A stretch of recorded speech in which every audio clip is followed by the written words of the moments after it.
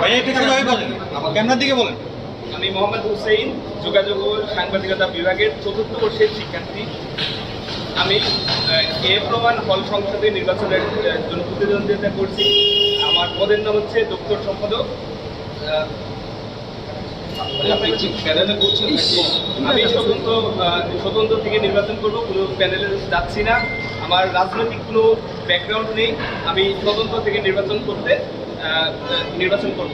আপনার প্রতিশ্রুতি আসলে দেখেন, আমি যেহেতু স্বতন্ত্র থেকে নির্বাচন করব, সেক্ষেত্রে আমার যেহেতু কোনো রাজনৈতিক ব্যাকগ্রাউন্ড নেই, এই ক্ষেত্রে আমার যে শিক্ষার্থী ভাইরা রয়েছে, আমি সর্বোচ্চ আমার যতটুকু পারি আমি সর্বোচ্চ দিয়ে তাদের জন্য তাদের যে দাবি দেওয়া এইগুলো আমি প্রশাসনের কাছে উপস্থাপন করব। যেহেতু আমাদের গঠনতন্ত্রে নির্ধারিত কিছু নিয়মাবলী দেওয়া আছে যে আমরা আসলে কোন কোন কাজগুলো করতে পারবো।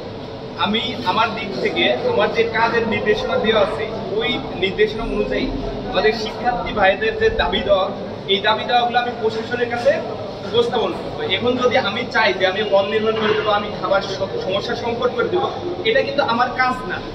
তা কাজে হচ্ছে আমাদের যে নির্দেশনা দেওয়া আছে সেই নির্দেশনার ভিত্তিতে আমি হলের যে সমস্যাগুলো, যেহেতু আমি হলে থাকি, দীর্ঘদিন থাকার ফলে আমাদের এখানে বেশ কিছু সমস্যা আমি নিজে পর্যবেক্ষণ করছি। আমার সেই পর্যবেক্ষণের অভিজ্ঞতা থেকে আমি আমাদের হলের যে সমস্যাগুলো, বিশেষত আবাসনের যে সমস্যাগুলো, তারপর খাবারের যে সংকট, আমাদের এখানে ভালো রিডিং রুম নেই, আমাদের লাইব্রেরি নেই, এই বিষয়গুলো আমি সর্বোচ্চ চেষ্টা করবো যে